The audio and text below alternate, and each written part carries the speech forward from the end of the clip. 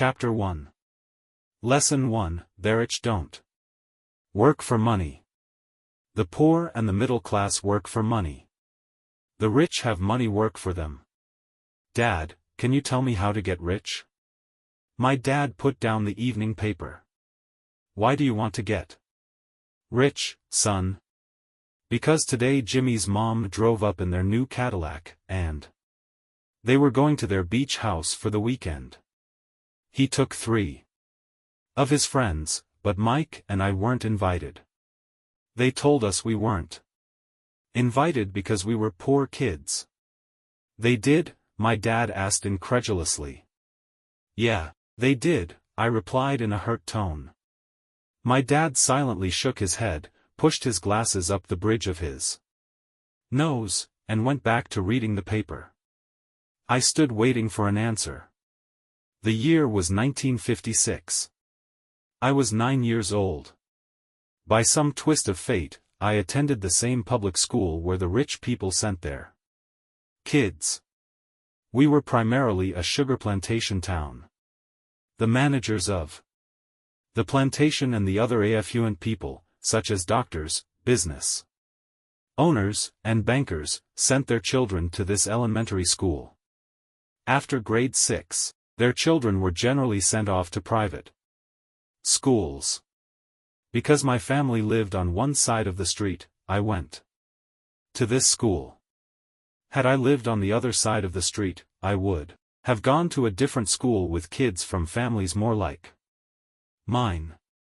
After grade 6, these kids and I would go on to the public intermediate and high school. There was no private school for them. Or for me. My dad finally put down the paper. I could tell he was thinking, well, son, he began slowly. If you want to be rich, you have to learn to make money. How do I make money? I asked. Well, use your head, son, he said, smiling. Even then I knew. That really meant, that's all I'm going to tell you, or, I don't know the answer, so don't embarrass me. A partnership is formed. The next morning, I told my best friend, Mike, what my dad had said. As best as I could tell, Mike and I were the only poor kids in this school. Mike was also in this school by a twist of fate. Someone had drawn a jog in the line for the school district, and we wound up in school with the rich kids. We weren't really poor, but we felt as if we were because all the other boys had new baseball gloves, new bicycles, everything new. Mom and Dad provided us with the basics, like food, shelter, and clothes, but that was about it. My dad used to say, if you want something, work for it.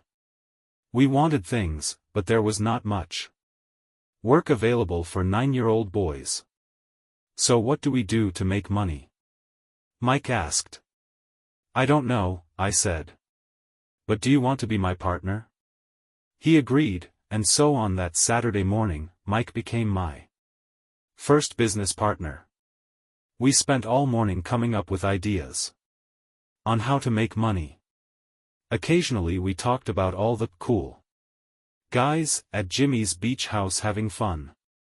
It hurt a little, but that hurt was good, because it inspired us to keep thinking of a way to make money.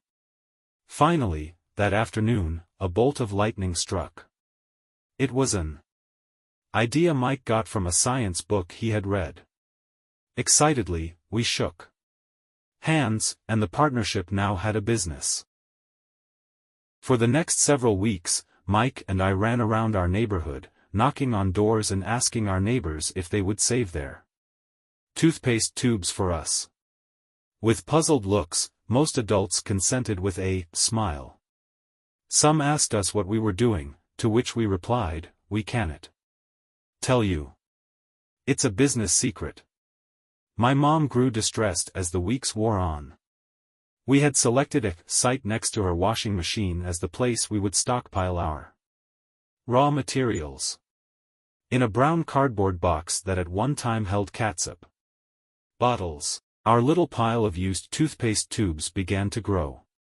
Finally my mom put her foot down. The sight of her neighbors' messy, crumpled, used toothpaste tubes had gotten to her. "What are you boys doing?" she asked. "And I don't want to hear again that it's a business secret. Do something with this mess, or I'm going to throw it out." Mike and I pleaded and begged, explaining that we would soon have enough and then we would begin production. We informed her that we were waiting on a couple of neighbors to finish their toothpaste, so we could have their tubes. Mom granted us a 1-week extension. The date to begin production was moved up, and the pressure was on. My first partnership was already being threatened with an eviction notice by my own mom. It became Mike's job to tell the neighbors to quickly use up their toothpaste, saying their dentist wanted them to brush more often anyway. I began to put together the production line. One day my dad drove up with a friend to see 2 9-year-old boys in the driveway with a production line operating at full speed. There was fine white powder everywhere. On a long table were small milk cartons from school, and our family's hibachi grill was glowing with red-hot coals at maximum heat. Dad walked up cautiously, having to park the car at the base of the driveway since the production line blocked the carport. As he and his friend got closer, they saw a steel pot sitting on top of the coals in which the toothpaste tubes were being melted down. In those days, toothpaste did not come in plastic tubes. The tubes were made of lead. So once the paint was burned off, the tubes were dropped in the small steel pot. They melted until they became liquid, and with my mom's pot holders, we poured the lead through a small hole in the top of the milk cartons. The milk cartons were filled with plaster of Paris. White powder was everywhere. In my haste, I had knocked the bag over, and the entire area looked like it had been hit by a snowstorm. The milk cartons were the outer containers for plaster of Paris molds. My dad and his friend watched as we carefully poured the molten lead through a small hole in the top of the plaster of Paris cube. "Careful," my dad said. I nodded without looking up. Finally, once the pouring was through, I put the steel pot down and smiled at my dad. "What are you boys doing?" he asked with a cautious smile. "We're doing what you told me to do. We're going to be rich," I said. "Yup," said Mike, grinning and nodding his head. "We're partners." "And what is in those plaster molds?" my dad asked. "Watch," I said. "This should be a good batch." With a small hammer, I tapped at the seal that divided the cube in half. Cautiously, I pulled up the top half of the plaster mold and a lead nickel fell out. "Oh, no," my dad exclaimed. "You're casting nickels out of lead." "That's right," Mike said. "We're doing as you told us to do. We're making money." My dad's friend turned and burst into laughter. My dad smiled and shook his head. Along with a fire and a box of spent toothpaste tubes, in front of him were 2 little boys covered with white dust, smiling from car to car. He asked us to put everything down and sit with him on the front step of our house. With a smile, he gently explained what the word counterfeiting meant. Our dreams were dashed. "You mean this is illegal?" asked Mike. In a quivering voice. "Let them go," my dad's friend said. "They might be developing a natural talent." My dad glared at him. "Yes, it is illegal," my dad said gently. "But you boys have shown great creativity and original thought. Keep going. I'm really proud of you." Disappointed, Mike and I sat in silence for about 20 minutes before we began cleaning up our mess. The business was over on Opening day. Sweeping the powder up, I looked at Mike and said, "I guess Jimmy and his friends are right. We are poor." My father was just leaving as I said that. "Boys," he said, "you're only poor if you give up. The most important thing is that you did something. Most people only talk and dream of getting rich. You've done something. I'm very proud of the two of you. I will say it again. Keep going. Don't quit." Mike and I stood there in silence. They were nice words, but we still did not know what to do. "So how come you're not rich, Dad?" I asked. "Because I chose to be a schoolteacher. Schoolteachers really don't think about being rich. We just like to teach. I wish I could help you, but I really don't know how to make money." Mike and I turned and continued our cleanup. "I know," said my dad. "If you boys want to learn how to be rich, don't ask me. Talk to your dad, Mike." "My dad?" asked Mike with a scrunched-up face. "Yeah, your dad," repeated my dad with a smile. "Your dad. And I have the same banker, and he raves about your father. He's told me several times that your father is brilliant when it comes to making money." "My dad?" Mike asked again in disbelief. "Then how come we don't have a nice car and a nice house like the rich kids at school?" "A nice car and a nice house don't necessarily mean you're rich or you know how to make money," my dad replied. "Jimmy's dad works for the sugar plantation. He's not much different from me. He works for a company, and I work for the government. The company buys the car for him. The sugar company is in financial trouble, and Jimmy's dad may soon have nothing. Your dad is different, Mike. He seems to be building an empire, and I suspect in a few cars he will be a very rich man." With that, Mike and I got excited again. With new vigor, we began cleaning up the mess caused by our now-defunct first business. As we were cleaning, we made plans for how and when to talk to Mike's dad. The problem was that Mike's dad worked long hours and often did come home until late. His father owned warehouses, a construction company, a chain of stores, and 3 restaurants. It was the restaurants that kept him out late. Mike caught the bus home after we had finished cleaning up. He was going to talk to his dad when he got home that night and ask him if he would teach us how to become rich. Mike promised to call as soon as he had talked to his dad, even if it was late. The phone rang at 8:30 p.m. "Okay," I said. "Next Saturday." I put the phone down. Mike's dad had agreed to meet with us. On Saturday I caught the 7:30 a.m. bus to the poor side of town. The lessons begin. Mike and I met with his dad that morning at 8 o'clock. He was already busy, having been at work for more than an hour. His construction supervisor was just leaving in his pickup truck as I walked up to his simple, small, and tidy home. Mike met me at the door. "Dad's on the phone," and he said to wait on the back porch. Mike said as he opened the door. The old wooden floor creaked as I stepped across the threshold of the aging house. There was a cheap mat just inside the door. The mat was there to hide the years of wear from countless footsteps that the FAO had supported. Although clean, it needed to be replaced.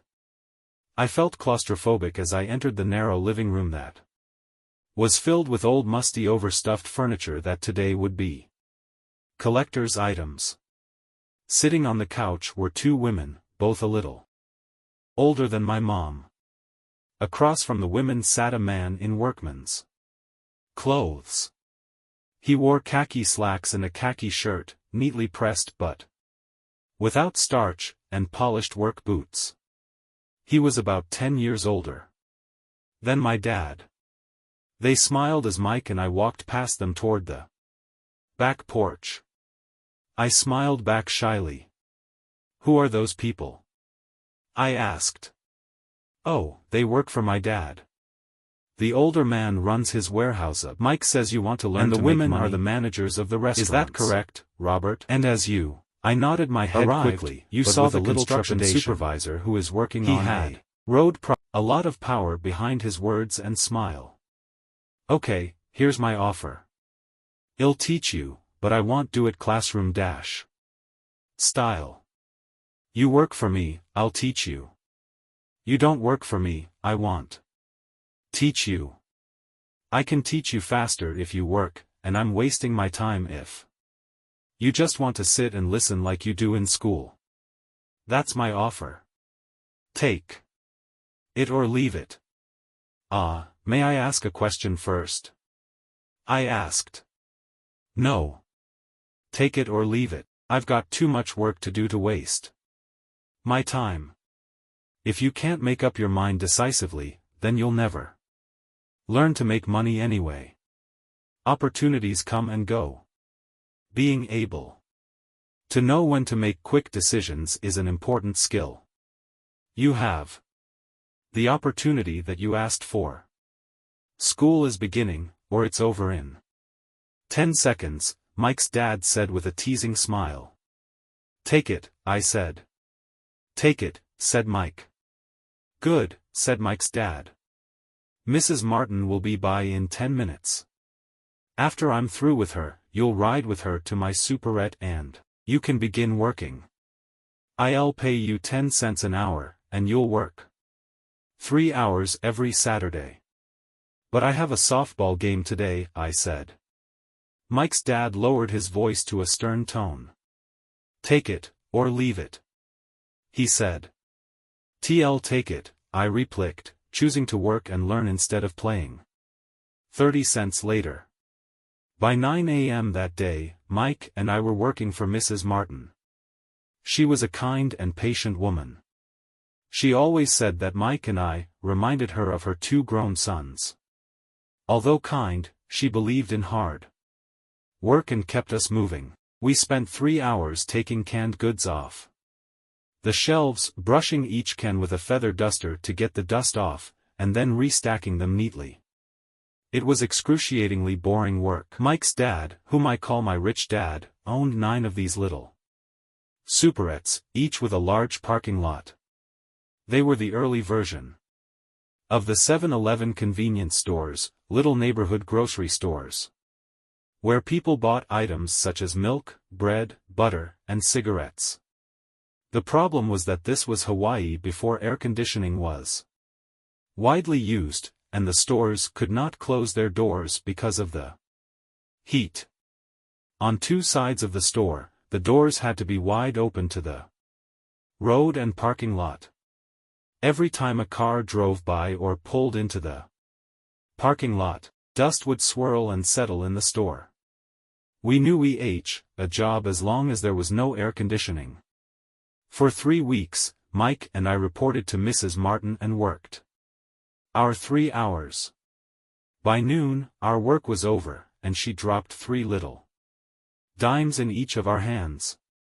Now, even at the age of 9 in the mid-1950s, 30 cents was not too exciting.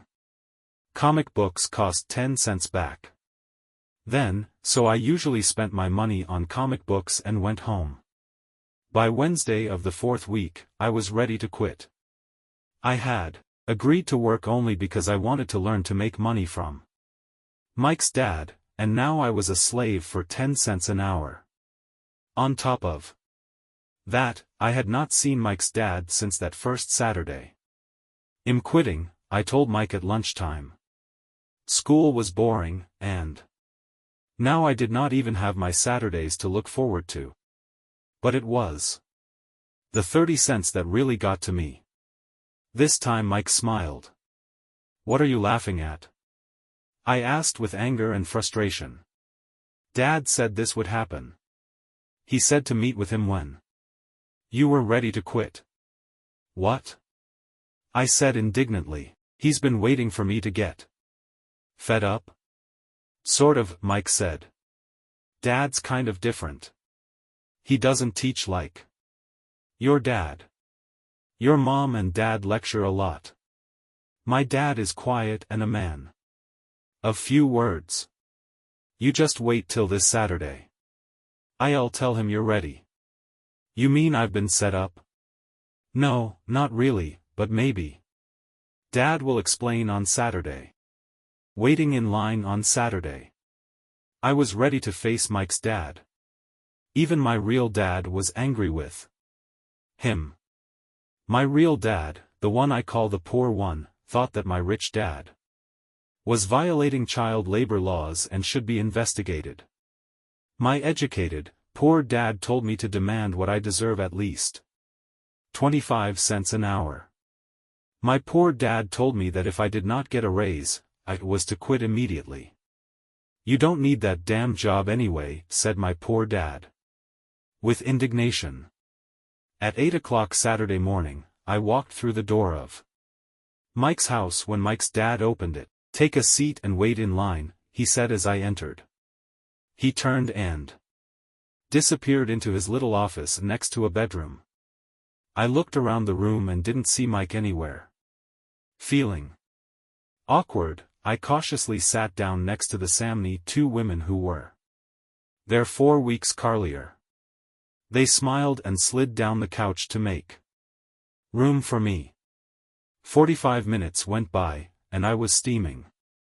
The two women had met with him and left 30 minutes earlier. An older gentleman was in there for 20 minutes and was also gone. The house was empty, and here I sat in a musty, dark living room on a beautiful sunny Hawaiian day, waiting to talk to a cheapskate who exploited children. I could hear him rustling around the office, talking on the phone, and ignoring me. I was ready to walk out, but for some reason I stayed. Finally, 15 minutes later, at exactly 9:00, Rich Dad walked out of his office, said nothing, and signaled with his hand for me to enter. I understand you want a raise, or you're going to quit, Rich Dad said as he swiveled in his office chair. Well, you're not keeping your end of the bargain, I blurted out, nearly in tears. It was really frightening for me to confront a grown-up. You said that you would teach me if I worked for you. Well, I've worked for you. I've worked hard. I've given up my baseball games to work for you, but you haven't kept your word, and you haven't taught